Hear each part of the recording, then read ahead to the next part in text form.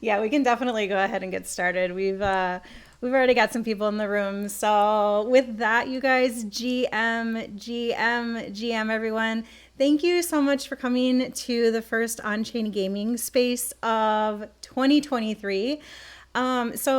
Usually I have projects on and we highlight the project and we talk all about the game and everything like that, which is amazing, of course. But since it's the first show of the new year, I really wanted to put together something that was meaningful and special and something that we could all kind of come together and have a really great conversation.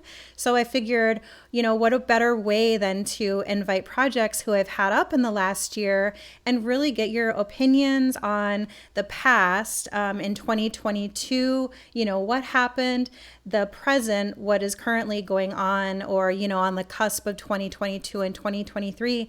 And then also what we can look forward to in 2023. So we have founders on today, and I really feel like nobody knows better than you guys about all of the ups and the downs and the all arounds and the in between and the the squeezing through and phoning a friend. No, and everything that you've experienced and some insight on what is to come. So before we start, of course, you guys, none of this is financial advice, and all of the opinions expressed, they're just that. So you should always do your own research. And for full transparency, I do own a Genesis Metaop. I purchased that. They did not give anything to me. So everybody on this panel is truly my guest. And that goes to say for all of my shows, but I just like to throw that out there. The space is also powered by Gokhshtein Media. So big shout out to Gokhshtein Media. We are the people's media company for Web3, crypto, all of the news, all of the things going on. We're all in the thick of it. So big shout out to Gokhshtein Media for powering the space. And then I already said this, but Alex, you're behind the Gokhshtein Media account. So thank you so much for always holding it down and for being so reliable and everything like that. Super, super appreciate you. Couldn't do it without you. So everybody that's in the space right now, just help out the algorithm by sharing out the space. It would be so greatly appreciated. And we have a lot to discuss. So let's go ahead and get started by introducing our guests. And I was going through my timeline of all of the shows that I've had in 2022. I started in February, so I've been doing this for almost a year, which is incredible. The time just absolutely flew by. But I was looking through my timeline, and we have Metaops. You guys were the fourth project that I had on, and that was back in March 17th of 2022. I think it was actually the day that you guys minted. And I just remember I'm always so excited to do this show, but just being brand new at it and talking to you guys, and you had minted out, and the energy was just unbelievable. Do you guys remember that day? I remember it like it's yesterday. That was an incredible day. Seriously, we went from having issues on Immutable X to coming to Solana and being fully embraced and having a sell out May. I mean, it was definitely a huge part of the MetaOps history. Yeah, absolutely. That's one of my favorite things that I remember. We were like, "Oh my God, you minted out!" Wow, it was insanity. But yeah, if you guys want to go ahead and start, since you were one of the first projects that I ever had on, if you just want to tell everybody about yourself and a little bit about your game and all that stuff, that'd be great. Sure, I can start it off. First off, thank you guys for having us once again. We always love doing this show. Um, it's incredible to be back here in 2023. It feels like that last year was like a millennium, but also it went by really fast. So I don't really know how to explain it. But for everybody in the crowd who doesn't know me, my name is Jacob Sloan. I'm the co-founder for Metaops Gaming. My other co-founder down here, Coach Pat, is here in the house as well. Let's see, what am I supposed to be doing? Name of the game, Metaops is a 6v6 first-person shooter, currently on the Solana blockchain, but, if you go check out one of our most recent tweets, I think the Metaops main account has it pinned to the top of our page. We did just release an announcement that we are partnering with AVAX, so the question is, what chain is a project on? I will say cross-chain in every chain we can possibly be on. 2023 is going to be the year of cross-chain compatibility for Metaops, and we're starting it off right. So thank you. Awesome. Very good. Yeah, thank you for coming. I really appreciate you guys coming on. And second, we'll go ahead and go with Jackson, who is with Ascenders. Hello, Jackson. How are you? Hey, great. Great to speak to you and great to speak with other builders here.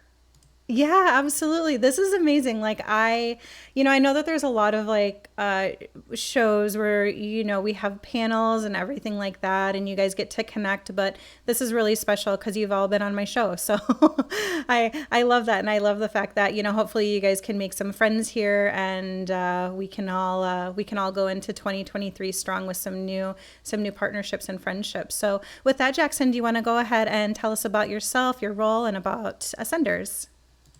Yeah, I'm Jackson, the CEO of Ascenders. It's a kind of an action RPG game. And yeah, you go out, you explore the world. You build NFTs.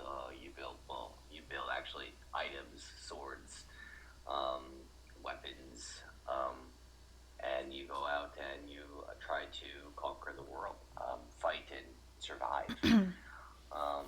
We're on the AVAX chain as well, so nice to hear that Metaops chose AVAX as their partner. But ultimately, I believe that the chain is not the most important thing. The most important thing is the game being fun to play. I believe cross chain is the future. Be able to not only cross chain but probably some of the chain, the complications of the chain, kind of abstracting away. I think players should just play the game and not worry less about the chain that the game is on. Yeah. Yeah, absolutely. Games need to be fun. That's where we have to draw the line. If it's not fun, I don't want it. Yeah, completely agree. 100%. And next up, we have Legends of Venari. And I believe that we have Drew behind the account. Is that correct? Yes, you do. What's going on? Hey, Drew, how are you? Nice to talk to you again. I am doing well. Thank you for hosting this space. Good to hear you again. Yeah, absolutely. Thanks for coming. And if you'd just like to tell everybody a little bit about yourself and about LOV, that would be fantastic. Yeah, for sure. I'm Drew. I'm a co-founder. We have been building for, I guess, a year and a half now.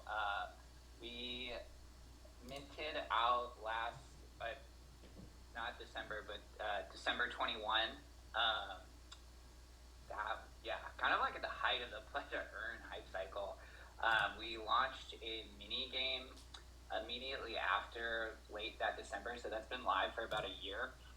It's an idle browser catch game. So you go in and you can kind of explore some different regions and go catch some creatures, and that is all going away. We're moving into a completely new game system. It's called the Grid. It's kind of like akin to Pokemon Go, but without the exercise. So you walk around this cool kind of cyberpunk magical space world, and you catch mythical creatures called Venari.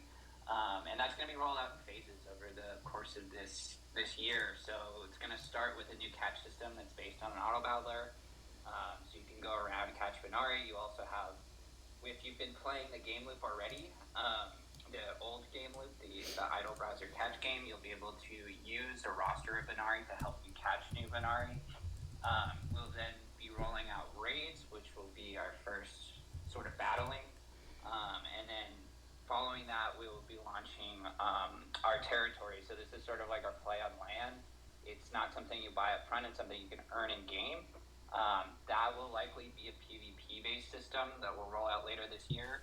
And the goal is essentially to connect different digital communities together. So you're playing Legends of Venari, and you love the game, and whether you're in a guild or you're a part of a certain gaming community, we partnered with a bunch Like if you play with a bunch of CyberCongs holders, you guys can go and capture this piece of land, and we'll eventually be launching an SDK so that you can start to build on top of that. So maybe you want to do a token gated quest and only Kongs holders can go do it, or maybe you want a sync for the native banana token.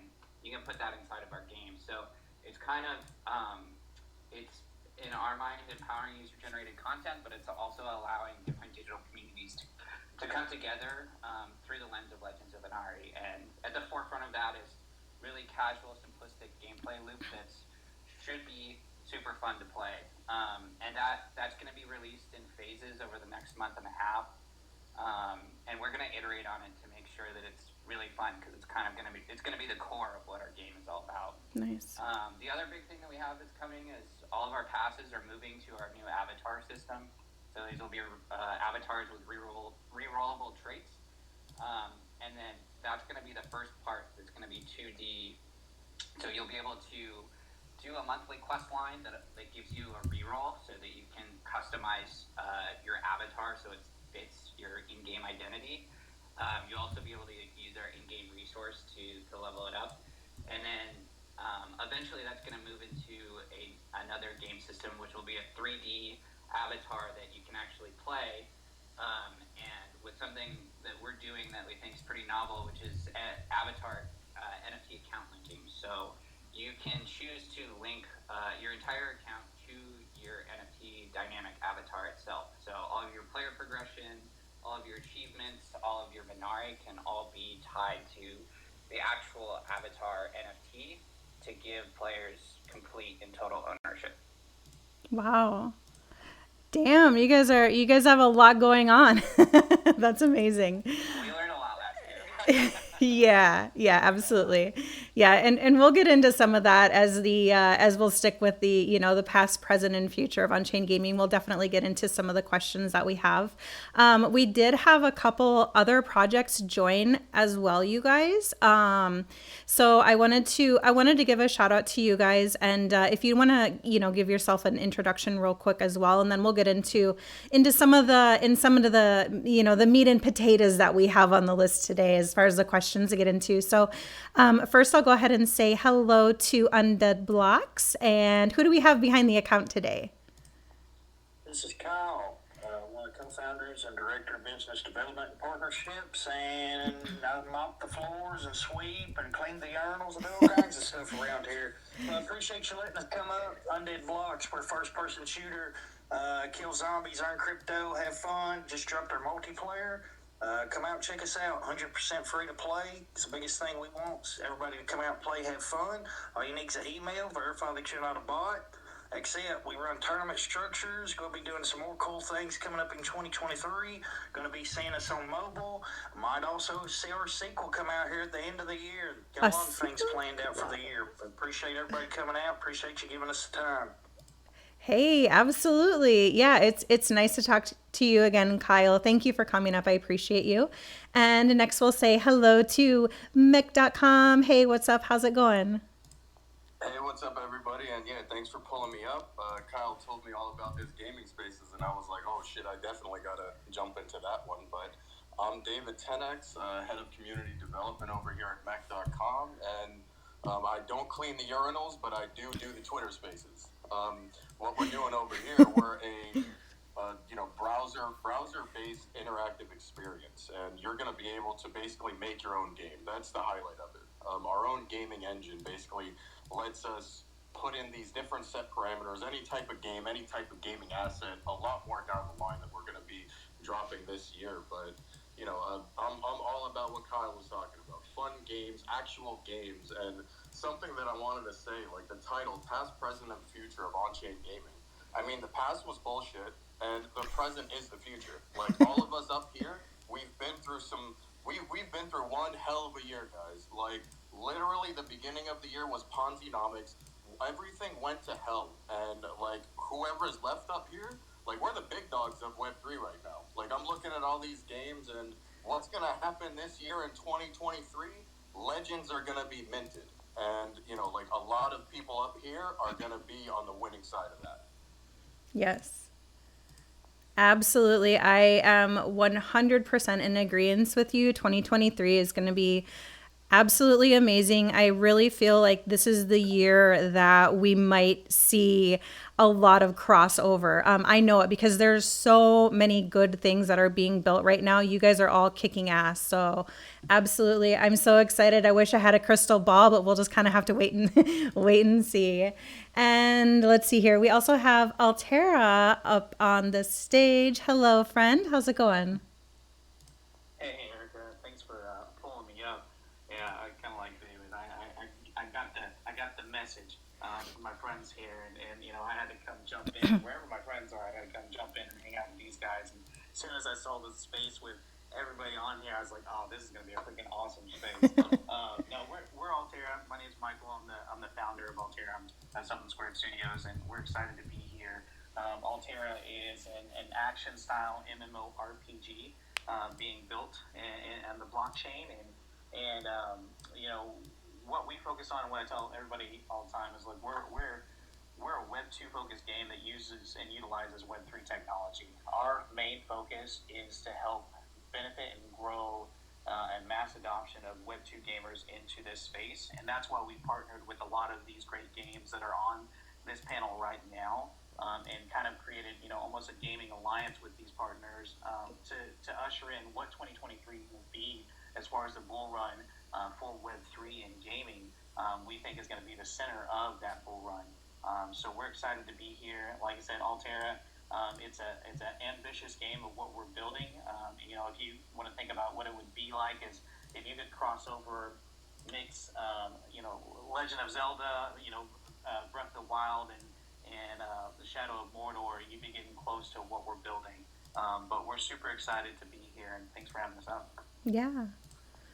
Yes, absolutely, 100%. Thank you for coming. I was at the debut of your trailer that you guys did, the live trailer, which was absolutely incredible. Like, I love to see that you guys put so much hard work into it. So, with that, you guys, let's see, we do have one more speaker that we'll introduce, and then we'll get into some of the questions here. So, we have Britaria. Hello, how are you? Hey, how you doing? Good. This is Joseph.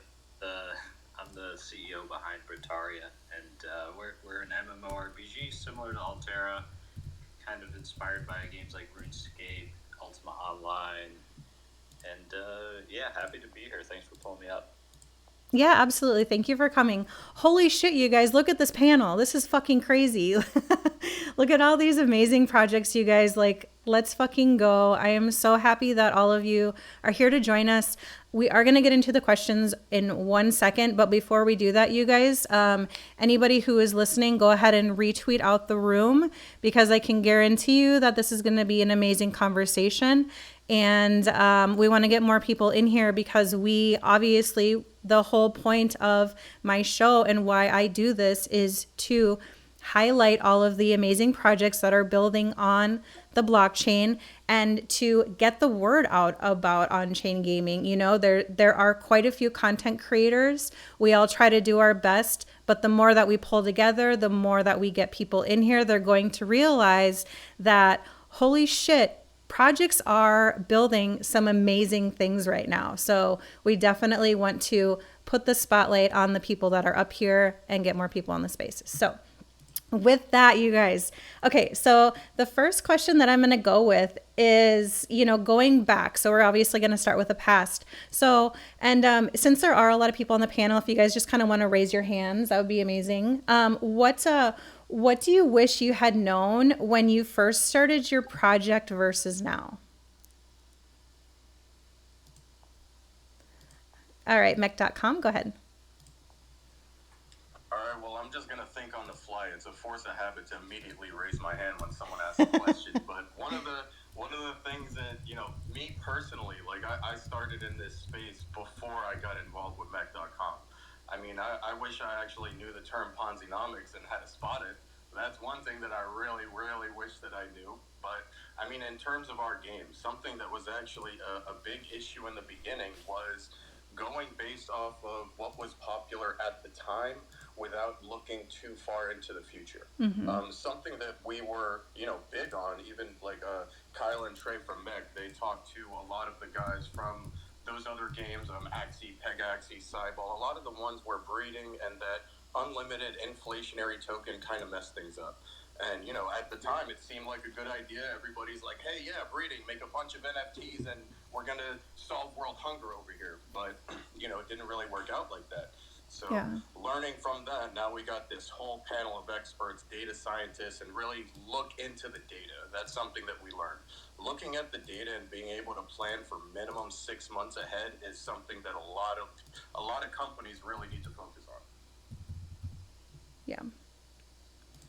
Yeah, absolutely. And there's a lot of data coming out. I have a whole list of data analytics for Twitter, and they're popping up all over the place. And I absolutely love to look at the data. One thing that I learned yesterday from listening to Alluvium, they hosted a space, and they kind of had like a similar title to this one, but he was going over some statistics, and last year was actually the first year that people didn't spend as much on games as they did in the prior year. So it was like the first year in 20 years that the gaming market cap went down just a little bit. So I thought that was a little bit interesting. But yeah, we have to pay attention to the trends and the data and all of that. So if you know any good resources for me, definitely send those my way. I'd love to pay attention to all those more as well. So absolutely. I'm going to go ahead and I'm going to go with Jacob, as he was on our original panel. So Jacob, if you want to go, and then Cray Hands after him. Thank you.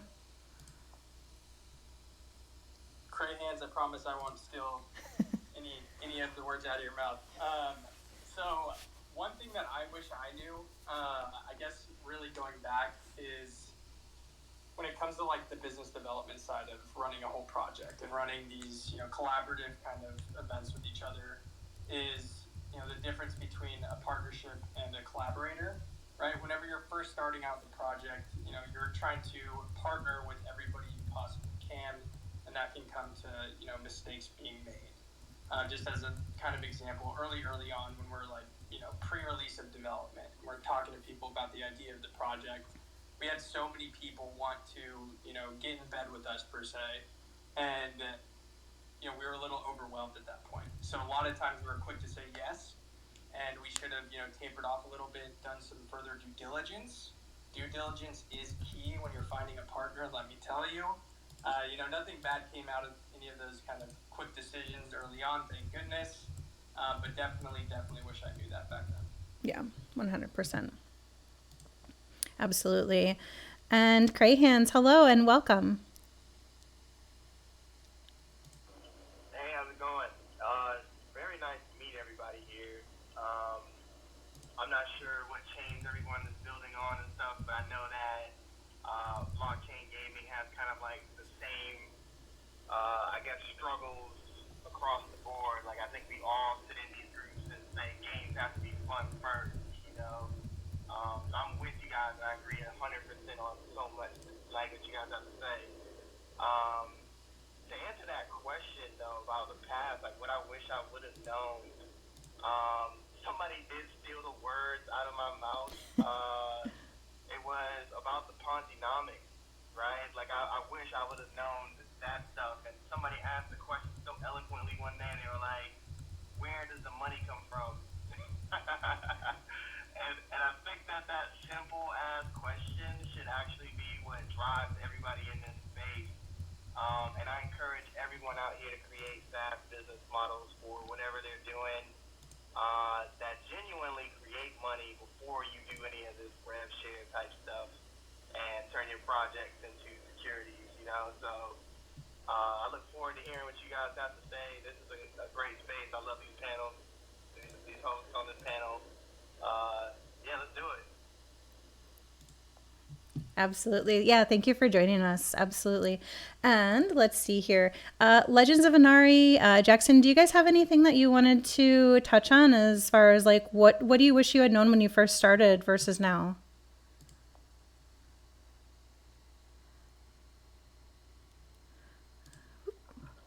I guess I'll tap on that one. I think that's a good point around business. You know, having a solid business model. It's like it was so easy to raise money a year ago that I think some of us kind of put that lower on lower on the rung than it should have been, because it is important to at the end of the day we're businesses and we need to make money. You can't just sort of rely on never-ending inflows of capital. um, I guess I mean I wish I knew that SBF was a massive scammer. That would have been cool to know. But no, in all seriousness, I think it's not really something that I wish that I could take back. But I think I wish our timing was a bit different. Our initial idea was really around catchable art, and I think that if we had kind of been a bit earlier to the game, when NFTs were kind of in a different spot, I think it would have really stuck. But we sort of had to pivot away from that because it's really a difficult space to break into, and at that time when we launched, it was basically cloning the dual token Axie model, and additionally breeding models as well. So I would just say the importance of timing, even though it's pretty much out of your control, it's one of the single most important things that you can have. So to me, I guess it's more about planning, and being ready to deploy things when the opportunity strikes, whether that's launching a token or a game launch or whatnot, rather than just kind of shipping things on the fly. Yeah, absolutely. And that's really difficult. And that's one thing that we actually did at G Media. I have to give a shout out to us as well. We just minted out our first NFT project. So we've got the Gverse. And David, he's the one of the co-founders of G Media. He waited and waited and waited and waited until the perfect timing. And so sometimes you just kind of have to wait for the perfect timing, or try to change and adopt based upon the market. And yeah, it's a wild ride. You got to be on that roller coaster, and sometimes you want to scream, but you but you can't. But yeah, you have to try to adopt to what's going on and try to plan around everything, as crazy as it gets. And I think we all wish that we would have known what an absolute shitbag SBF is. But hey, hopefully we can all learn from that and really do our due diligence and really do deep dives into things that we're getting into and try our best, and teach people who are new to the space what is even due diligence, and what does DYOR mean. That's another space that I'd like to have coming up. What exactly does that mean? But yeah, those are very good points, Drew. Next, we'll go ahead and go to Kyle from Undead Blocks. One of the biggest things was moving the team to where it was almost all located together, the devs and stuff. We waited. A lot of the team was in Ukraine. They moved to South Korea. And once we got all of them together, we had about half the team. I wish we could have moved them a little faster, but also what Jacob said earlier is very wholesome, and who you do and work with, and the content that you put out and share with them as well, things like that. Some people, unfortunately, use you and abuse you, I guess you could say. They'll do what they can, and then there's all kinds of people that do that in this space, and unfortunately sometimes even bring bad projects into your actual Discord that you open with open arms and things like that. You gotta watch who you let give out whitelists, things like that. Like you said, what you was just speaking on, your due diligence. Luckily, never had no malicious or any bad things happen, but I have heard of a lot. Been very fortunate ourselves and all of our partners. But another thing was moving the team. We got them all together. I guess you would say brick and mortar in South Korea there. Almost all of our developers and the whole gaming studio there at Wagyu. that was one of the largest things. Like we of course the holidays, and we've had some people be sick and some things like that. But just seeing them all work together, and then just seeing the change and the little bit of quality, I guess you would say, the uptick, and like seeing more senior level, being able to coach the more amateur level, because our studio is of all variety of experience, and the top level guys really helping the guys that are coming more in and things like that, and having hands on. That's been really, really cool, and I'd say that was probably one of two things. Yeah. Yeah, I can see how that would be beneficial, but it's hard though, right? Because crypto's worldwide and we've got developers from all over the place. So if you have the opportunity and you have that luxury, I can see how it'd be beneficial. But at G Media too, like we're all over the place. So we just we have to make it work. But communication, transparency, coming together, those team meetings, like those are all super, super important. So keep everybody on the same page. And we'll go to Crayhands and then we'll go to another question.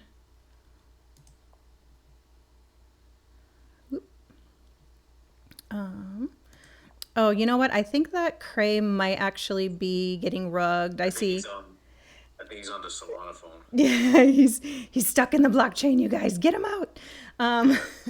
He's still on dial-up. He's operating right now. Yeah, absolutely. All right, let's go to another question then. Let's keep these rolling, you guys. I'm loving your answers. This is a big one, and this is kind of a can of worms, but how do you think Web3 gaming, blockchain gaming, whatever you want to call it, has changed over the past year? What trends have we seen fail and succeed? Go ahead, Mech. Oh shit, guys! Quick draw. It's gonna be hard to beat me to first to speak up here, but I mean, one of the main things, it goes on what I mentioned earlier. Like in the beginning of the year, Ponzi-nomics was kind of the meta. I mean, what a lot of games were doing is these auto battler click machines and advertising. You can make this much money, buy this NFT, and you're gonna be able to buy a house in 6 months. And where we are now, it's pretty much. I mean, it's not even NFTs or anything anymore. Like, we're video game companies. We're building games that are going to be fun, and we're using this new technology to, progress the entire industry. Because what we're doing, I mean, honestly, like, it really is revolutionary. Like, this technology is so impressive that it's not only onboarding Web 2 to Web 3. Like, we need to go deeper and build something so incredible that we're going to be taking Web 3 to Web 2. Like, we need to literally take the lead with that. And in the beginning of the year, that was not possible in any way, shape, or form, because any sane person out there on the planet is going to look at those numbers and call bullshit right away. I mean, we thought we could do it because, hey, like, first movers advantage. A lot of people did, but way too many got burned to keep the initial amount of people that were interested to stay interested. And, like, now it's more about building for the future. Yep. 100%. Absolutely. Love that answer. Are we able to let up the Gamers Choice Awards, Alex? I don't know if we have room on the panel, and if not, would anybody mind being another co-host? You can make me co-host. I don't mind. You can make me a co-host too. Anytime. All right. Said co-host invite. Thank you. I appreciate that. And then I'll bring up Web3 Gamer. Okay, sounds good. Let's see here. Jacob and Britt, I know you guys had your hands up. If you guys want to go ahead and go. I'll let Pat take this one. Okay, cool. Yeah, I mean, from the beginning, it's a really interesting being a first-person shooter, which is obviously a fan favorite of a lot of the gamers in this space. And so seeing the different things being tried by the different projects has been really interesting. I always thought that the different things like the land sales and stuff like that were a little bit gimmicky. And so it's definitely interesting to see those parcels being really low, whereas the games that were selling assets for the games are still relatively the same. Especially nowadays. I mean, I love the trend that everyone had gated access, or you had to have an NFT to play, you had to do this, do that in order to get in, and now everyone's trying to transition to email sign-on and just focus on being a game first. And just some of the stuff that we tried to do at the beginning, and it's just interesting seeing everyone come full circle. Yeah. Yeah, absolutely. I agree with that. That's what I was like, when I first started the show, I was like, "Oh my gosh, like how are we going to onboard people if you have to buy an NFT to even play and like try it out?" But yeah, definitely a lot of games are moving towards that free to play and really breaking down that barrier. So, that's nice to see. But I was talking with Grasslow. I'm not sure if you guys know who that is, but we were talking yesterday, or actually Tuesday, about the fact that a lot of games are going into free to play. You can mint a character for free, but maybe that means that you can't monetize. Maybe if you have land, you can't, get anything from it, whatever. But I still really do like the idea of having a Genesis NFT collection, because then that way it's another way for us to really support projects that we believe in, kind of be an investor, and then maybe that Genesis NFT comes with some perks along the way. So I still really do like that idea, and I kind of hope that that does not go away. Legends are actually Drew or Michael. I'm not sure who was first, but you guys can, whoever was first, go ahead. Legend, you can go first. I was gonna say the same thing, but all right. I like your last comment. That's something we thought about a bit too. Like we obviously minted like over a year ago, and we gated our game, and it's kind of on purpose because to us, I think free to play is a really difficult animal, especially when you're putting things of tangible value inside of your game, and you get into the question of botting and just kind of like yield farming loops and stuff like this, or just different maybe parts of your game economy that can be exploited that sometimes get overlooked by economic designers, but markets figure them out. I mean, that's just natural market dynamics that we all have to deal with, because most of us are going to be desiloing our game in some way, whether it's the NFTs or it's a token. And so that's a really tricky thing to deal with, and it can get out of control really easily. I like the Genesis Mint collection, at least in our model, for one of the reasons that you said is it's like amazing for early people to feel like they're a part of the project and kind of crowdsource that early part of it. And in a way, like we sort of treat it like Patreon, where we give holders access to exclusive content, and we do like team AMAs and stuff like that. And I think that's a really cool model, and that's like I think that's one of the really obvious, aside from gaming, obvious use cases that I think is powerful about Web3 is, in Web2, it's all about information transfer, and in Web3, a lot of it's about value transfer. So it's like, if I have a Patreon with like a traditional content creator, like I can't do anything with it. Like if I don't like that creator, it's kind of gone. But, if I wanted to move on and it was an NFT that gated that content, I could then sell it to somebody else and maybe recoup that time and value that went into it, which I think is really powerful as an aside. And then I think on the other side is like we're still developing our game, so we're not really ready for like masses to come in, and we don't even want our game to be seen by everybody yet, right? So it's like for us it made sense to keep the kind of player base a bit smaller, because we also rely on user feedback, because essentially everybody who has a pass and is playing the game is an active play tester. And the more you scale up, the noisier it gets, and the harder it is to find those like really, really good player insights that you would get with a smaller audience. So I just wanted to comment on that, because I really vibe with that comment, Erica. Yeah, absolutely. Appreciate you. Altera, go ahead. You ever leave your hand up so long you forget what you were going to talk about? So I'm just going to wing it at this point. So bear with me. But talking about my bad, dude. No, it wasn't you. I'm like so in like listening to what everybody's saying. I was like, oh, that's so great. And then I'm like, what the hell? I forgot what I was going to say. But anyways, talking about like the where we're at with gaming now and where it came from. This was one of the reasons why I jumped into this space was back in 2020. I've been watching the blockchain sector and crypto. I come from a traditional finance background, and watching it since 2015, I was just very interested from the technology standpoint. Obviously it's tokens and the cryptocurrency, but more so the technology. And then, when GameFi started coming out in 2020, you started seeing all these games start to come out, and this new evolution of using this technology for gaming.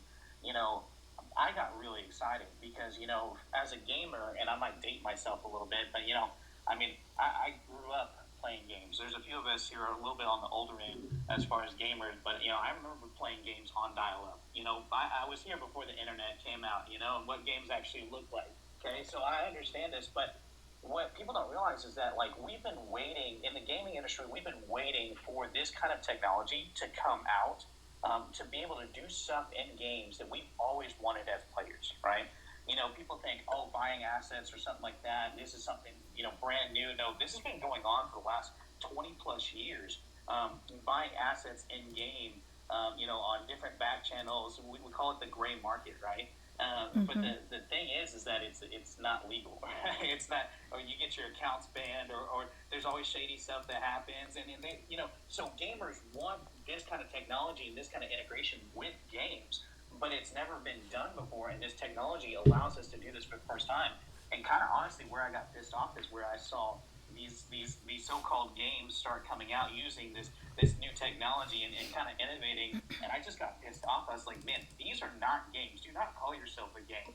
All right, it's just another way for you to trade and make money off of the hype. It's not a game. And honestly, I got pissed off enough. I've been working on game designs for a long time, and I was like, you know what? I'm gonna take Altera, this game that I've been working on the story and the design for the last decade. I was like, you know what? I'm gonna use this technology, and I'm just gonna freaking go for it. And I can build a better game than you guys.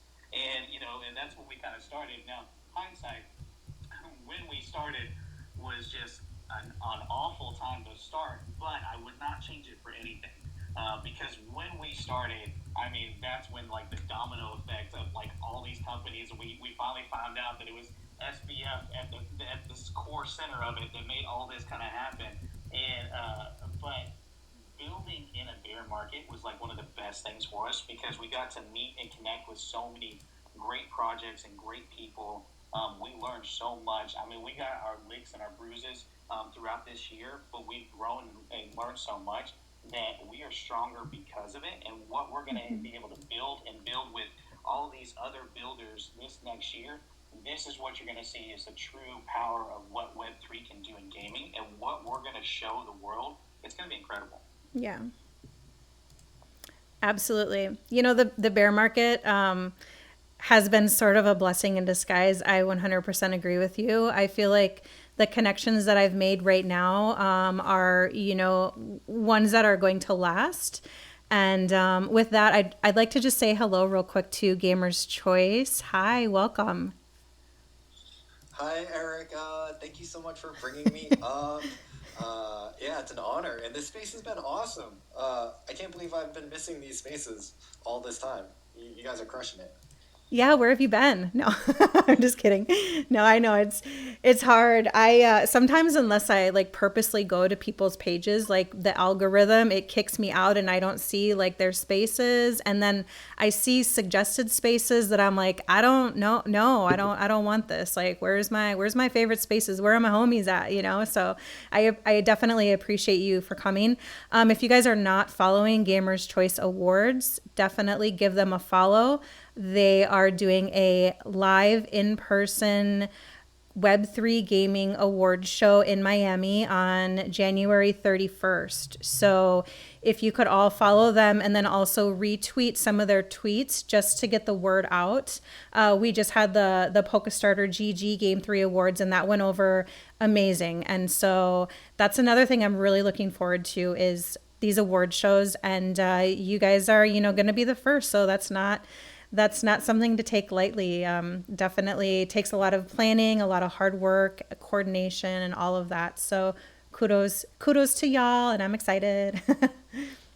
Thank you so much. I loved the video that you made last week talking about it, and I'm very appreciative of it.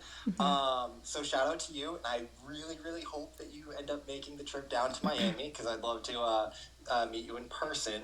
I'll just quickly say that we announced today the official nominations. It's the pin post on our Twitter.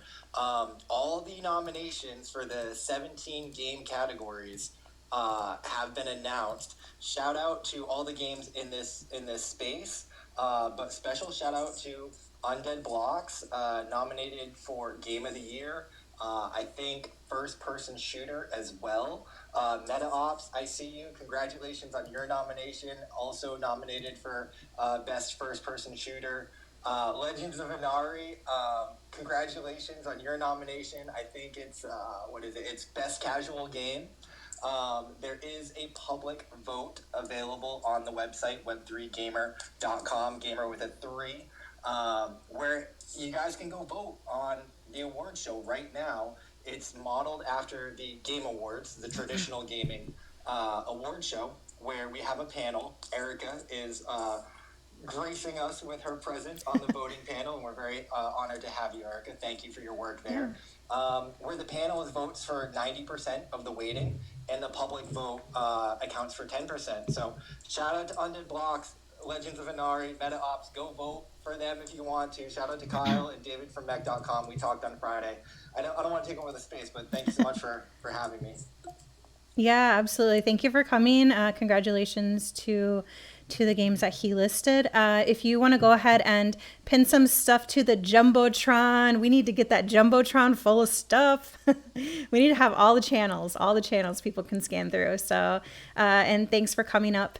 And let's see here. We will, I'm going to actually go with Metaops to get the final word on this one. And then we need to move away from the past, and we actually need to go to present. So we could probably have like a 10-hour space, but just to respect everybody's time, we'll go ahead and wrap this one up. And go ahead, Metaops. Yeah, so one of the trends that I've realized has like kind of gone away in like the most recent, I guess, portion of the past was like using or having every in-game item actually being an NFT. Mm-hmm. So from what I've seen is a lot of games are starting to, make more in-game items and start to onboard more players, much like Patrick was saying, in a way that's like not gated and gives for, the ability to hop into the game in a more familiar way for Web 2 or traditional gamers.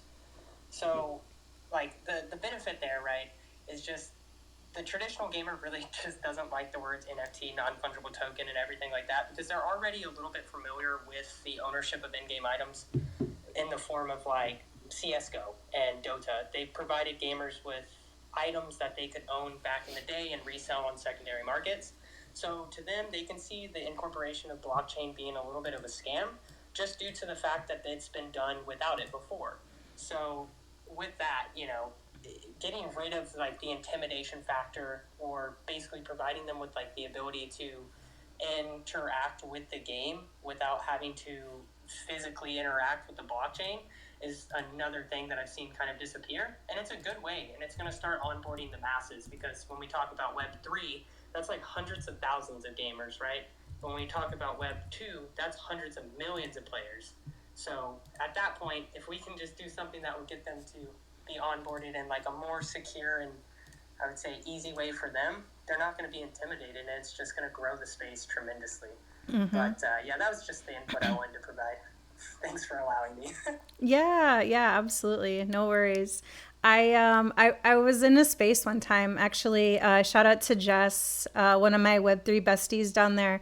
I followed her into a space, and then I don't remember how, but all of a sudden someone was like, "So what's the best Web3 game?" And I was thinking about it, and one game that is really so easy for people to just jump into and immediately start playing is EV.io. And so I was like, well, let's play a round of this. And then like everybody in the space started jumping in, and it was really cool. It was like this nice little pickup game. And but yeah, games need to be like easy to onboard people, because you could be like, hey, come play this game with me, and they might not even know that it's a blockchain game. And then bam, got them converted into Web3 gaming. So absolutely. All right. So we've got a lot of the past out of the way. So into the current and the present. What are some of the challenges that you guys are currently facing I know that we're in a bear market and markets are down and engagement is a little bit lower. So, what are some of the challenges that you guys are currently facing as founders and devs? Go ahead, Mech. Oh man, guys, I think I'm 3 for 3 right now. But something that we're really looking at over here, I mean, we're doing something different. Like, we've got this complex gaming engine. So, getting that to the point where we're going to feel comfortable enough releasing it, I mean, that's something big that a lot of other companies don't have to put up with. But, aside from that, I mean, we haven't launched our token yet. So, we're monitoring the whole situation, being able to plan things accordingly. And something else about blockchain games, gaming in general, I mean, it's really hard to maintain that hype, that same level of excitement throughout your entire journey.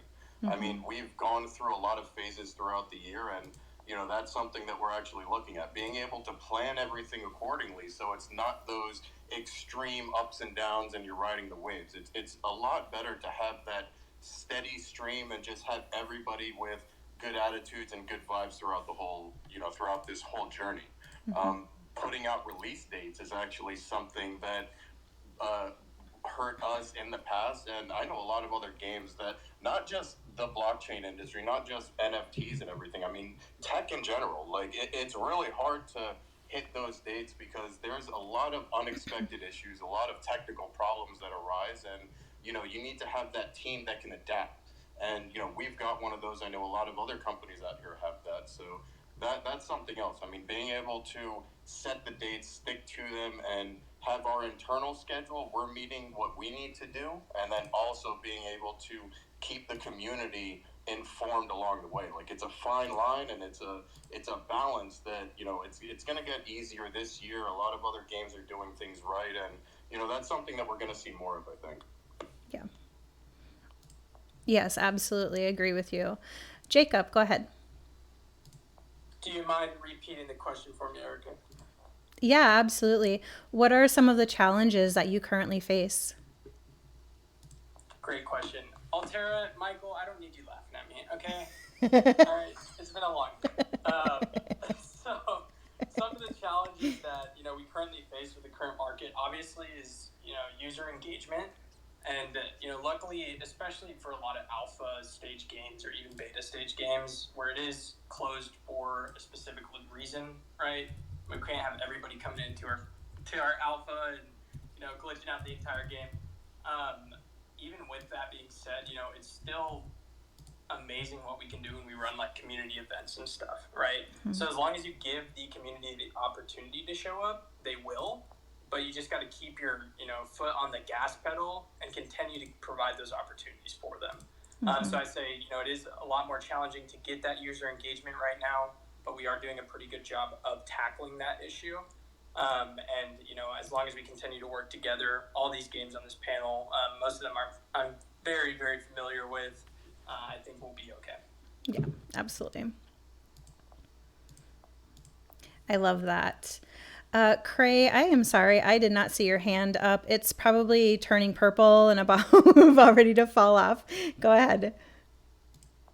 Yeah, I think Cray wins Word of Patience. I'm like feeding dogs, but I have thoughts on this, right? I have so many thoughts on this because I'm on a bit of a press run for the Crayon DAO. For those of you who don't know, like, this is not anything I'm trying to sell anybody. This is a completely community-driven thing. This is a DAO-funded gig marketplace. It's on Solana, and anybody in blockchain can use this thing. And our main thing is we want to create quests that you go on and you collect crayons that you can exchange for rain tokens on the only Solana, on the only raindrops protocol.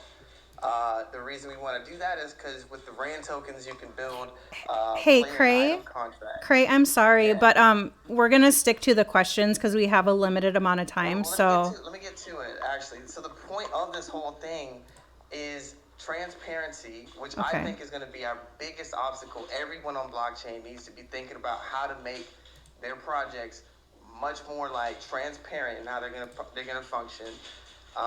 Because audits will be coming. Legislation is probably the biggest threat to everything. depending on where you're from. And the fragmentation of information, I think, is the biggest deal, right? There's so many really solid projects out here that are probably down because the market is down, but they're building really cool things that if that tech was plugged into this tech and this tech was plugged into that tech, we could really become interoperable and actually have like strong communities form from sub communities that once couldn't communicate, but now there's a place they can go for information that they trust because it was vetted and because the people who posted that stuff have on-chain credibility, like that is verified as experience in blockchain, Web3, everything. Yep. Excuse me, these dogs are all over me, guys. Oh, I thought you were just kidding about feeding dogs. It's everything I've been working on for the past year. Like this is something I've been yelling from the top of my lungs. Yeah. Like you don't know about Crayon DAO. I'm like, how not? But I think that I'm just so small, you know. But we have something huge. Yeah. This is Degeniverse. This is Degen Trash Panda. This is Degen Ape Academy. This is Degen Drop Bears. This is like all of that, and this is everything on Only Raindrops. And we're gonna be using the hell out of Cupcake Protocol. Yeah, I've heard of both of those. All of our services integrated and stuff. Yeah, I've heard of both of those actually. So, yeah, thanks for bringing that back to transparency and regulation. It is coming whether we like it or not. So, thanks for bringing it back to that. We'll go ahead and we'll go with Drew. Oh, Drew, you had your hand up, but you put it down. Did you want to go ahead and go? Yeah, I could go. I mean, there's so many things you could hit. Just building something from nothing is hard work. There's a ton of challenges you face, and whether you're like a tech startup or you're a gaming company, you're still going from 0 to whatever 100, and building a team and figuring out how people work together, how to market. There's so much, whether you have a ton of experience or it's your first time doing it. So it's hard for me to like nail down one specific thing. I think like because of the sort of dynamism of the space due to like a bunch of things, but one of them being like speed of transactions is faster. Like there's a brand new payment rail that, I mean, it's not brand new, right? I mean, I guess blockchain's been around for a while, but using them in more interesting ways is relatively new. I guess like you go back to ETH, and I think it changes really fast, and it's just the speed in which things happen is so fast, and that doesn't really fit well with like building a game because games take a really, really long time to make. And people in the space don't necessarily realize that. Like when we had like the NFT summer last year, and everybody was just kind of aping into all these different projects, it was you could kind of turn around and do something fairly simplistic and make holders happy. But when you're building a game, the sort of like time horizon on it is much, much longer than building a brand around an NFT project. Because obviously it depends on the scope and scale of your game, but it takes a long time. And so I think one of the biggest challenges we've had in our own community, I think I was rambling there and I found my point, which is in our community is having people understand and be in a way part of the development process. So like we try to be pretty open and transparent. We ship features and we have a feedback board, but people don't always understand what's going on behind the scenes and the ideation that has to happen between designers, and then when it goes to dev and there's bugs or something doesn't work or there's an idea that made sense on paper but doesn't make sense on implementation, or you've designed a bunch of game systems that don't make sense with this new feature that you also want. It's really non-linear. And it's being open and transparent. It's really difficult to do because you can't explain all of that stuff unless you've really experienced it. And you can try it. And our community has been pretty patient, but also a lot of people have just left because they don't want to wait around. Maybe they thought we would have a token and we don't have a token. whatever it may be. Maybe they thought we were going to be a play to earn game and we're not, what have you. But the attention time is really short, and so like transparency is a great thing, but not everybody's going to understand. Even if when you try to explain it to them, like what the development process is like and how hard and slow it can be and non-linear. So I think like it's one of the really challenging parts and kind of put some realism on like what transparency is about. And so I think like that's probably one of the bigger challenges that we face, and probably others as well. I really appreciate that answer because somebody like me who is on the user end side of things, it's really nice to hear that perspective from somebody who is actually behind the scenes and in the thick of it day after day. And so, yeah, I really appreciate that answer. That's really interesting. And I understand. And it does take a long time to build games. And I think everybody, is realizing that we have to be patient. And, I think that a lot of people do understand. And for the ones who don't, well, they, they'll come back. They'll come back around. Don't worry. We'll go ahead and go to Jackson next. Jackson, what do you think? Yeah, I think, people briefly touched upon it. I feel like the hardest thing is keeping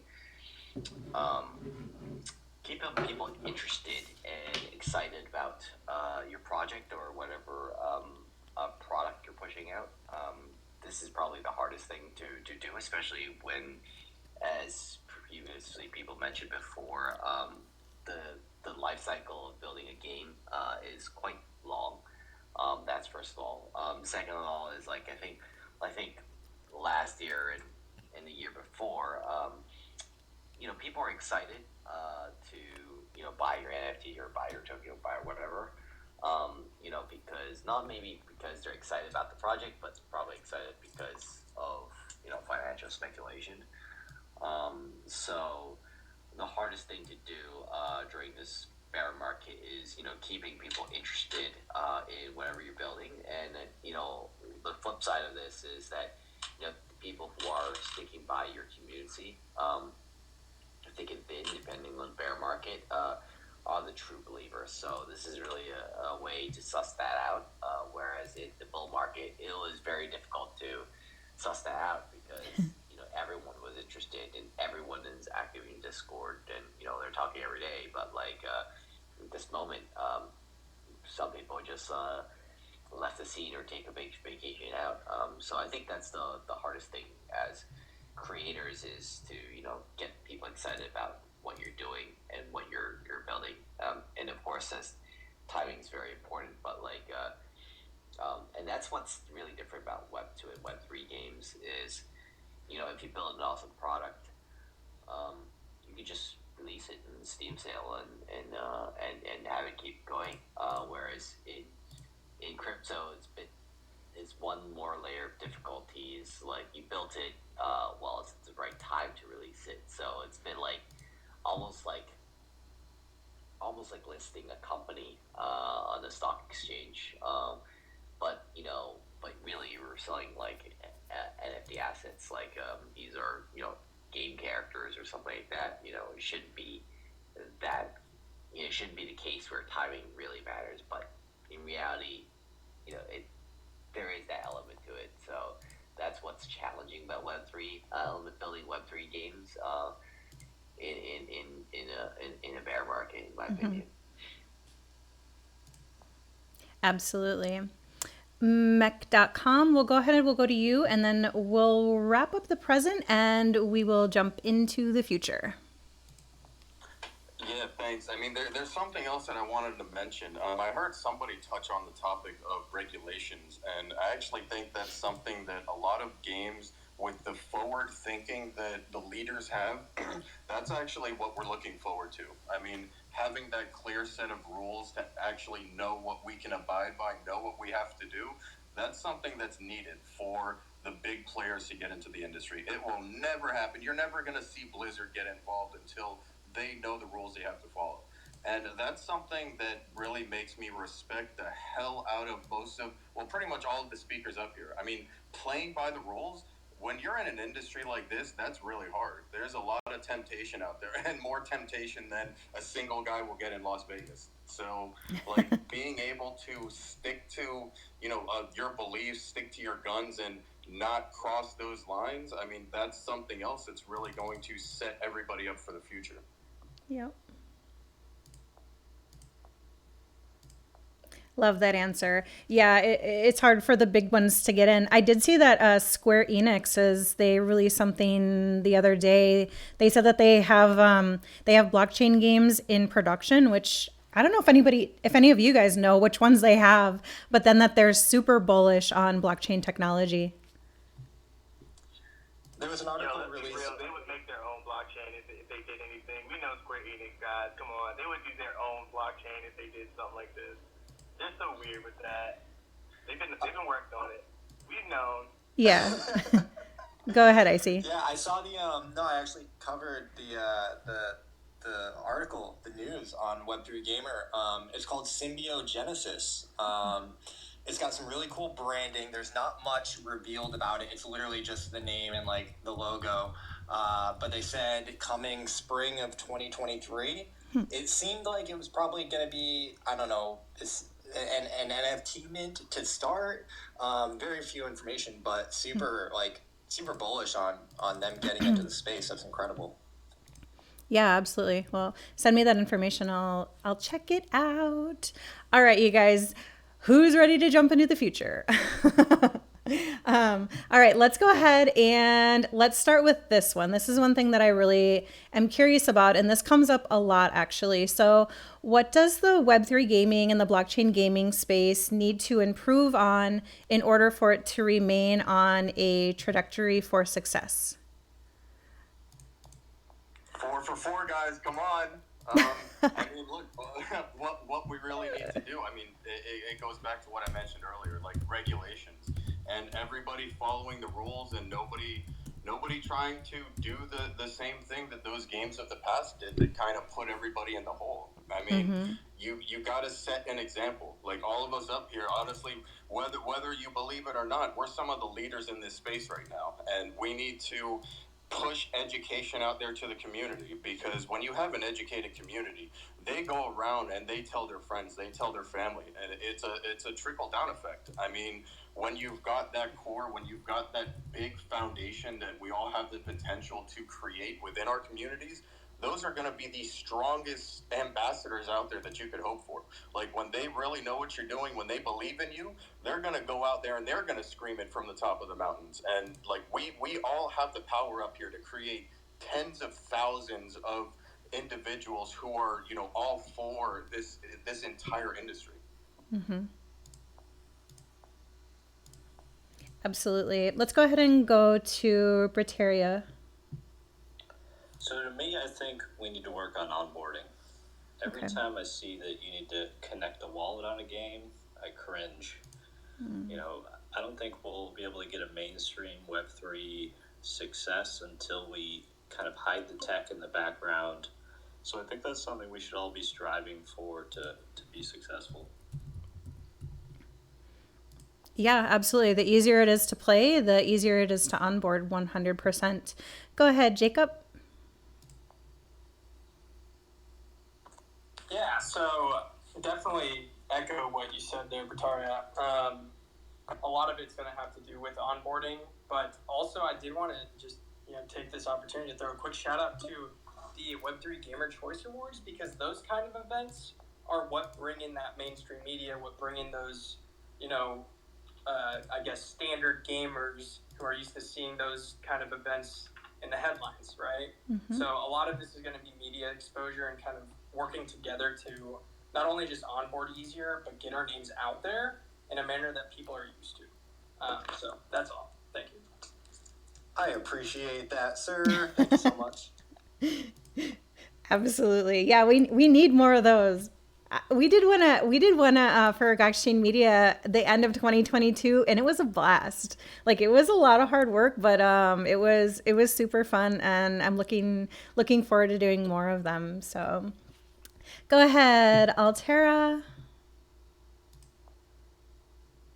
Yeah, and the more I listen, I love being in these spaces, and especially with all these other builders, because you can see that a lot of these guys, we all think along the same lines, and that's what's needed. And what I love about the bear market is that it's weeded out and it's dried up a lot of these weeds and these terrible projects that were just here for cash grabs. That's the other biggest thing, is that like we have to focus on innovation and evolving, and not trying these quick cash grabs to just get into the hype or anything like that to make some money. It's about using this technology for what it is. It's a technology, right? A technology to build games and better games.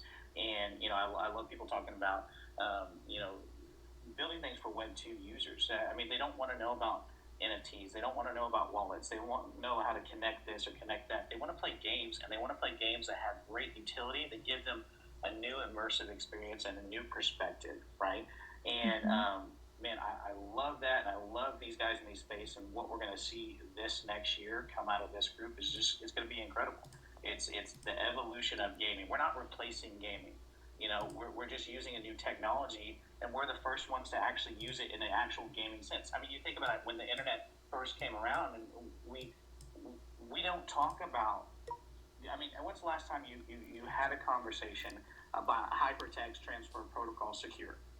When's the last time you had a conversation about it? You don't, right? It's because it's a technology that we use. It's the internet, right? We're using a technology to build better games. And that's the evolution of what we're doing right now. So much love for this space and these guys.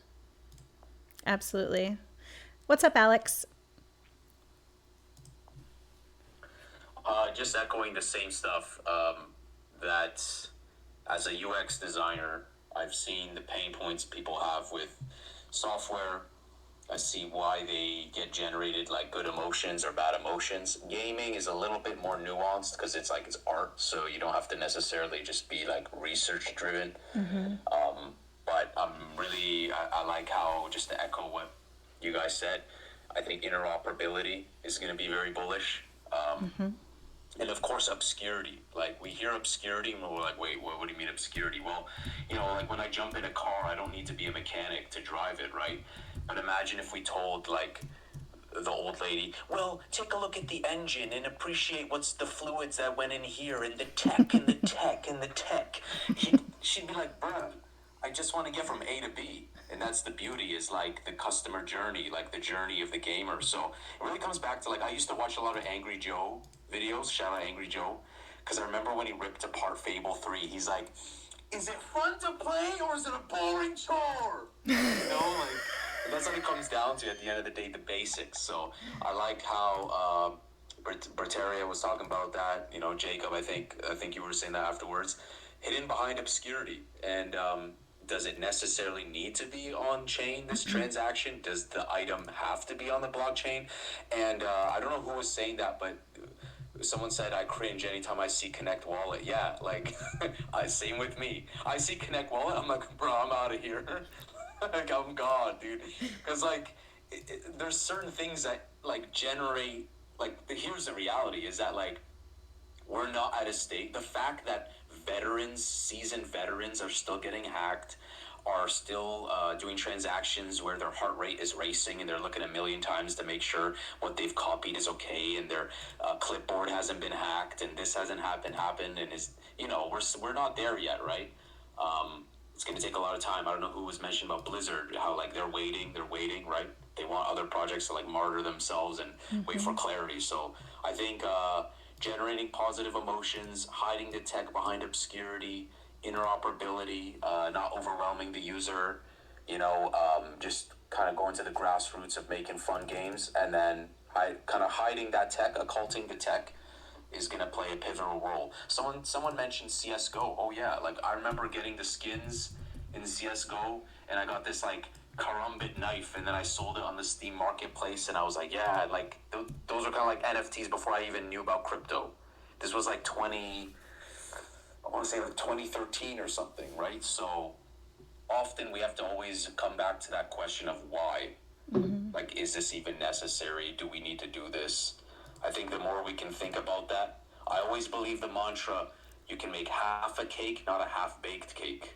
So if we can make a cupcake, If we can make an oven, if we can not oven, if we can make like a muffin, a loaf of bread, and not a raw wedding cake, not a raw this, we're better off with that, like scaling it down and going from there. Because often we have massive aspirations, but yeah, it's great to see these devs in this room. Like, guys, if you haven't followed everyone, I'm following all the speakers. Make sure you're following all the speakers, right? Smash the follow. There's some amazing, bright thought leaders in this space. I don't know who was saying it, but like, you guys might not think of yourselves as leaders, but you are, because you guys are a niche within a niche. It's a 6% global adoption, and then how many of that is like Web3 gaming? So that's something to be proud of.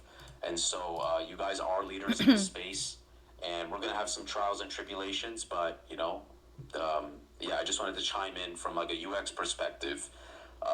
And as a gamer in the past, I don't play games anymore right now, but I played, you name it.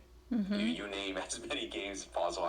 I played them. So yeah, it's so cool to see like these like thought leaders in this space, devs, different angles, doing what they can to make some cool ass shit, and then tackling all this stuff, all the different angles. It's sick. So yeah, I'll give the floor back to whomever, or back to you, Erica. Thank you, Alex. I always appreciate your input there. We'll go ahead and we'll go to Cray and then Icy, and then we'll go on to one more question for the future, and then we'll unfortunately have to wrap it up, but we'll do this again. So go ahead, Cray. Yeah, I just want to build on what he said about us being leaders. Like, we're all professionals in this space, or at least we should be trying to behave like that, right? I come from Savannah where we have like really DJing kids out here making millions, but like they don't even know what it's for, what it means. You know what I mean? And I think that's dangerous. But at the same time, I think they also, just as quick as they get it, they lose it, right? And it's a lesson. And I feel like the space that I'm in right now is so much more mature. Yeah, I know that they're going crazy about a bonk token, but there's nothing but builders on that space right now, and they're quiet, but they're actually really getting active right now. And man, if I could say anything to anybody in here, it's just like be a professional.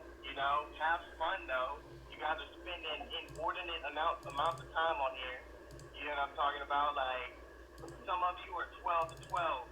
Around the clock. Like, don't forget to be fun and have fun and just be yourself, And yeah, like, don't scam each other and don't fucking rob each other and like know that like every time that you do that to one or the other, like you're making the entire space look horrible, and slow down and like make sure it works. You can use testnet before you go to mainnet. That's a thing, guys. Like, and user experience is key. Like, I'm so glad you brought that up. Like, 7 years of my life, like, when I slowed down and just stuck with one job, like, I was working for this company, it was a travel marketing company, and I was doing UX for them. And it felt like a chore, but it was something that was necessary. And honestly, like, we did like 150 websites, and I was the only designer at that place. And somehow, like, I had a leader that just like really believed in me, and he pushed me, and it was one of those things where you gotta just get more information, get more YouTube videos, watch more seminars, go to events, like speak to people in real life, just keep learning and keep pushing each other, and like, pay each other on chain sometimes. Like, what the fuck? Like, be about it. If the price of your currency goes down, list that shit higher. What are y'all doing? Like, you don't know, like, how this game should be played if you really believe in it. Like, Solana could be 69 cents. All right, but we're doing 69 soul bits now. All right, and so, we're so welcoming. If anybody wants to come through, just please hit me up. My DMs are always open. I love everybody that's doing this fucking wild ass thing with me, and I know it's crazy, but it'll be okay. Absolutely. Thank you, Cray. Appreciate you. What's up, Icy? Heyo. Again, this space is incredible, and I think that's a large part of the answer. Erica, the work that you're doing here is incredible. Having these conversations, bringing people together. There's no way that this much passion, this much creativity, this much talent, this much belief does not grow and create something fantastic. So, I want to build upon some of the points that have already been made in terms of promotion and getting the word out and marketing and user onboarding. For a lot of the games out here, I got my start as a streamer. I just turned the camera on and started playing games. And the tip that I would share is that if you're doing work, in your day to day, like leverage the internet. If you can stream your work or a portion of what you're doing, why not? Create content. You guys are working on games, build test and prod, build in public type of stuff. You never know what kind of community, what kind of content, what kind of clips can come out of that, because there's really interesting stuff. So you're doing the work anyways, might as well leverage it by streaming or sharing content. And that's what we're trying to do with the Gamers Choice Awards. Create that platform. Thank you, Jacob, for giving that shout out earlier. Like, we want to bring some of that legitimacy, or at least highlight to the public, what is being built and what is happening. And a lot of the points that have been made, it's about the games. It's not about tokenomics. It's not about, the infrastructure or the technology, even though we love it and that's amazing. It's about the games. And the award show is to highlight and celebrate the games that are being built and the games that are being played. And, from a marketing perspective, we want, I have this vision of, XYZ game on stage, accepting the trophy, having that video, that clip, that moment, that experience that, marks 2022 or 2023, that, can live on and just kind of helps, plant that seed to help grow the space. That's what we're trying to do. And that's how we're planning on doing it.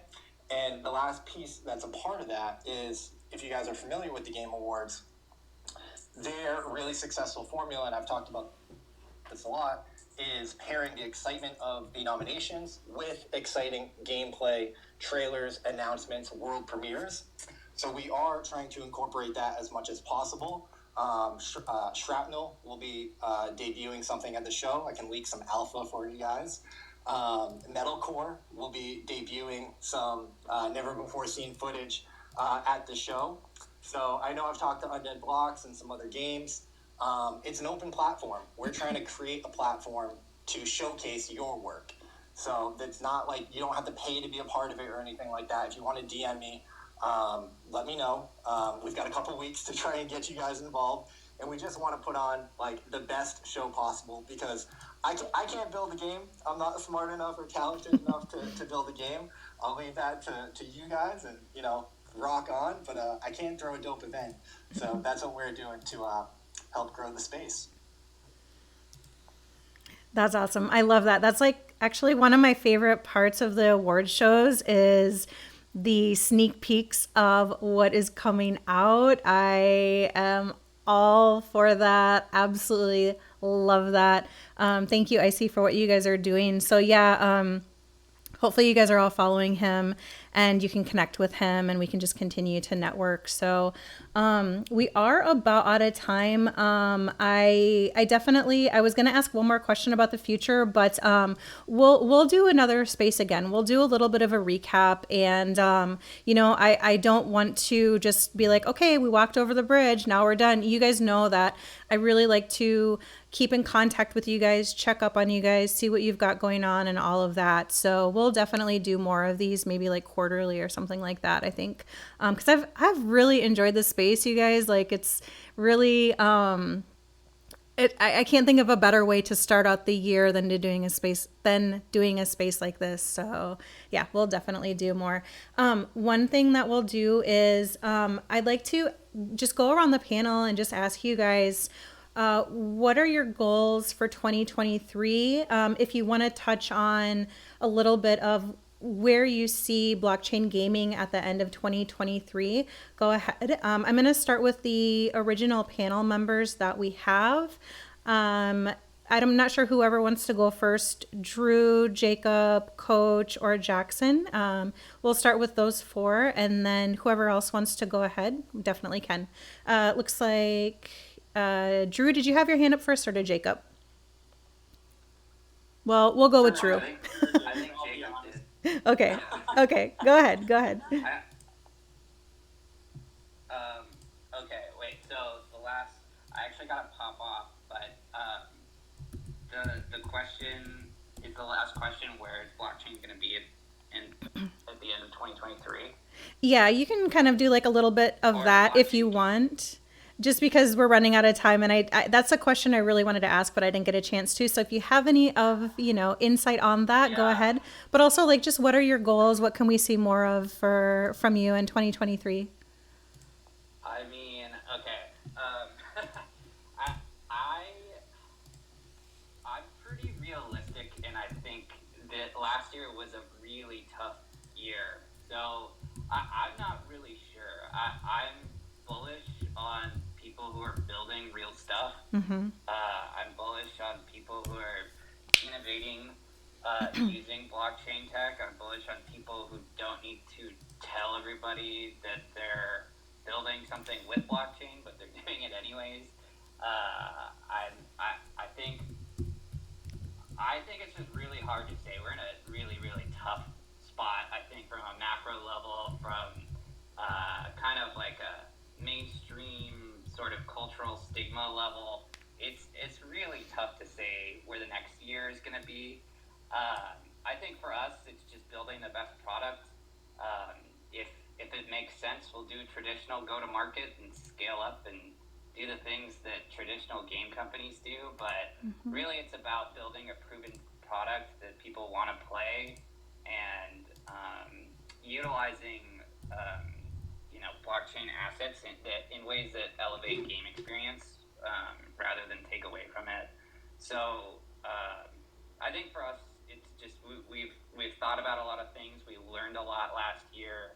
We're stoked we didn't have a token or a land sale or anything like that. So we're just kind of building the things that make sense and integrating them as they make sense, and hopefully find something that sparks. So that's kind of my realist take on it.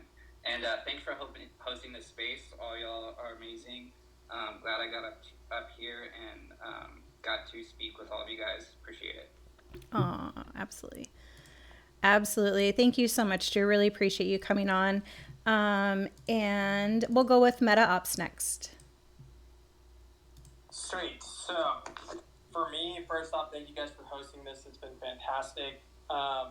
Some things to look out for us, a lot of tournaments and community activations. We have a tournament coming up on the 7th, so 2 days from now on Blue Mint. Definitely go sign up. There's like 15 spots left, so don't miss out on that one. Couple $100 prize pool. It's really nice. Altera knows all about it. And then we have two more tournaments actually coming up in the later half of this month. I don't know if I can really talk about them though. So just go join our Discord and check out the announcement channel for the kind of coming soon updates. Stay familiar with our events. As far as development goes in the game, we're planning to do some mass onboarding. We do have plans for email and password sign up and registration, as well as beta or /alpha access keys. We're hoping to roll into beta when before Q4 of this year. Now, what that means, it means a lot, so I won't go into it. But just be aware, those lonely lobbies are going to be a thing of the past. We're going to be opening up the doors and releasing the floodgates. So that's about it for me. Again, thank you so much for the space, Erica, and Gaucher Media. Absolutely. Thank you so much for coming on. Really, really appreciate you guys as well, as always. And Jackson, what about you? What can we expect from Ascenders? Sorry. Yeah, I think what we're trying to do this year is we're excited about launching our own NFTs. So we haven't sold any tokens or NFTs in the past, actually. We're a accompany that with like kind of a mini game on itself. So I did when we started, we have a mini game. It's more of a Web 2 game. There's no tokens attached. But this time we're experimenting around with that. So that's what we are building for right now. Personally, for the space, I'm actually most excited about seeing other games being completed in 2023, and I'm actually most excited about seeing different business models come out or gaming models play out. Previously, we've seen Axie Infinity, and then everybody started, because it was successful, everybody copying that business model. Obviously, that wasn't sustainable, and looking forward to seeing more experimentation. Hopefully, we see other games build different game models, and let's see what sticks and what works and what doesn't work, and we can learn all about it. So hopefully, we'll see more games experiment with different models and shows that hopefully a few of them work, and then as game designers, we take that as reference, and maybe we iterate on top of it, or we use them for our own games. So that's what I'm looking forward to this year. Absolutely. Thank you, Jackson. Really, really appreciate you coming on the space, and it's so nice to talk to you again. And we'll go to mech.com. You had your hand up next. Go ahead. I did. I actually had my hand up first. 5 for 5 tonight. Best score I've ever gotten in my life. Like, I wish I got these kind of grades back in high school. But Yeah, you need an award just for that. yeah, honestly, hey, Web3 gamers, like, add another category there. Yeah. Yeah, I mean, something else like what we're gonna be doing this year. Pretty much just getting everything out there. I mean, show me another Web3 company building their own gaming engine that's gonna let anybody out there make their own game. I'll buy you a plane ticket to Miami, put you up in the W, and buy you dinner every night. You know, that's pretty much the main thing that we're doing and focusing on, like just getting everything out there and giving everybody the ability to build together, just like we're building together up here as the leaders currently. You know, what I'm actually looking forward towards, like, I think there's going to be some very strong tokenomic systems to come out of the space this year. I'm looking forward to forget completely about Ponzi-nomics and have a few models to actually point towards and say, yeah, those guys really got something going. They're doing it right. Other than that shit, I'm looking so much. I'm looking forward to all of these in-person events, and damn, the one in Miami, that's definitely going to be lit in a time to remember. So guys, make sure that you come out here, and hopefully you don't find another gaming engine, because I definitely don't want to put everybody up in the W. Right? Yeah, that'd be pretty crazy. But I'm here for it.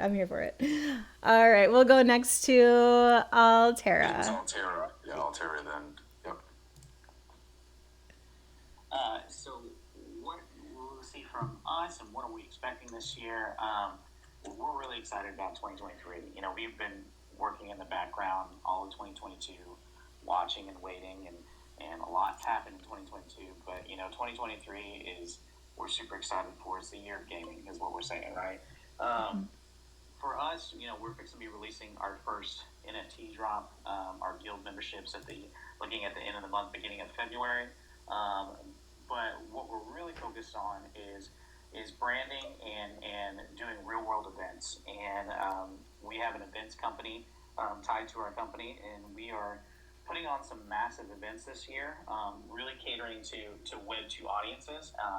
We are putting on a Renaissance style drone light show festival. Our first one's going to be in Utah. We're actually going to be doing them across the country, but our very first one will be in Utah. We're already expecting to have about 15,000 people at that event. And the whole goal for that is, one, just to brand Altera, two, to get people excited about just stories and lore, and also be able to utilize some Web3 aspects at our events.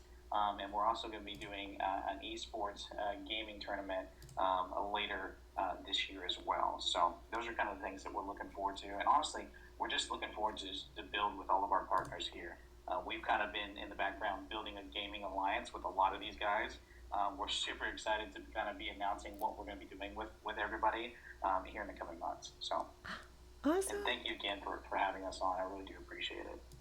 Yes, absolutely. That sounds amazing. Well, if you guys come to Austin, let me know. That's where I'm at. So, yep, anybody in Austin, love to connect and meet up and all that. So, Well, we're here in Dallas, so we're not too far from you. oh, awesome. Yeah, we're practically neighbors. If I'm ever up there, I'll come say hi as well. All right, so we have next we'll wrap it up with Britaria and then Undead Blocks. Hey, so our main goal this year is just to have a successful alpha and then early access release. Our alpha is slated for around April or May, and then we're hoping to roll that into our initial release around Q3.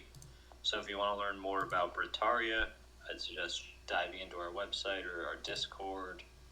And just wanted to say thanks, Erica, and everyone for hosting. We'd love to come back and talk again sometime. Yeah, absolutely. 100%. Yeah, we'll be in touch. I gotta say, Britaria, that skull PFP is like staring into my soul. It's very memorable. And shout out Mech, yo, your enthusiasm is just oozing. So we are going to also be Gokstein. We're going to be in May 18th to 20th. We're official partner with Bitcoin 2023. So we will be there. Can't comment on other stuff, but we will have presence there in Miami. So, hey, shout out Miami. My most favorite events have been in Miami. So, most definitely, Undead. Let's hear from Undead. What are you excited for? What do you have going on for 2023?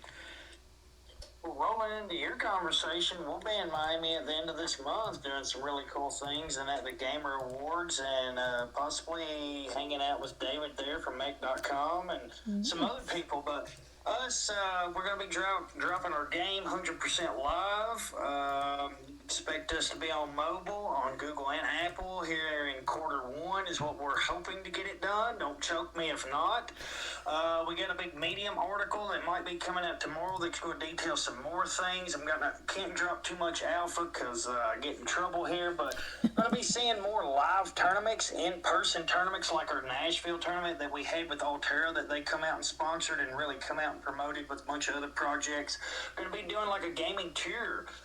Going to be grabbing as many people as we possibly can to come on that bus with us, their community as well, start doing something really cool, getting out, shaking hands, having a drink, taking people out to dinner, getting VIP passes to where they can come out to do certain things with us like they did in Nashville. Might even get to come stay at the Airbnb or a mansion or something like that if we get to rent it out and maybe do a gaming tournament there. So all kinds of things coming up, but the biggest thing is just to continue to push out as much as we can for our community and work with our partners, more cases of interoperability. It's going to be coming out with our partners. It's going to be really cool, tying not only gaming but music together as well in the space. That's something that's huge, I believe, that's going to be coming up in 2023 and trying to make it fun for everybody. Appreciate everybody that come out. Appreciate you bringing us up. Absolutely. Thank you so much, Kyle. Really looking forward to everything you guys have going on. And I see what is up. What do you guys have going on other than the other than the big event coming up? Yeah, we're not doing much actually. Did I miss something? No. I just like hearing all the Miami talk. I just had to come and say, Gamers Choice Awards, January 31st, live in Miami. But we will be live streaming it, of course. So if you can't make the trip, you can tune in. We will be doing $1,000 giveaway you can enter the giveaway during the stream. So check that out if you're interested. And we're looking for partners. I've talked about some free opportunities already, but there's also some sponsorships available. So if anyone is interested in that, send me a DM. And January 31st. Can't wait to see who takes it home. And Undead Blocks is nominated for Game of the Year. That's crazy. I'm hyped for you guys. So we're going to have to do something there. 100%. You know what it is? 100. What? Oh. Kyle, were you going to say something else? I'm not sure if you cut off or... I was just going to tell him he knows what it is. Appreciate all his love and going to be there live and have a good time. Everybody in Miami. Yeah, let's go. Kyle's also Blockchain Man of the Year, guys. Don't forget that. That's why Undead Blocks, they're going to the moon right now in 2023 because of that man right there. Yep. 100%. You guys, the future is very, very, very, very bright for blockchain gaming. Anybody who is a naysayer, they will be proved wrong. It is a fact. I'm going to say it. It's a fact. There is no way in hell that the momentum is going to stop in 2023. In fact, I think that things are just going to get even more amped up, and I really honestly believe like y'all are just gonna blow us all away, and so I'm here for it. I'm so excited. Thank you guys, thank you everybody, like really thank you for coming on. I really appreciate you guys taking time out of, I know that we're in a bear market, it's down and stuff, but you guys are busy as ever, so really thank you so much. And we'll do these spaces again. I just wanted to bring the attention to the Jumbotron again really quick. For Gakshi Media, we minted out our G3 verse pass. So there is a tweet that is pinned to the Jumbotron on that. If you guys want to check that out, that gives you a lot of exclusive access to things that we do and more coming up. So we are building as well and putting our mark on Web3. And then we also have a Discord for G Media. So you guys join that, come in and say hi. And I honestly believe like the more that we all network and talk with each other and all of that, like the better we are in the long run. So with that, you guys follow all of the speakers, follow your neighbor in the room here. And we do this show every single Thursday at 7 p.m. Eastern Standard Time. It is, of course, powered by G Media, Gakstein Media. Absolutely love, so much love for them. And then we are sponsored by Unstoppable Domains and Expectar. So with that, you guys, have a wonderful night, and I will talk to you all later. Stay safe out there. Have a good night.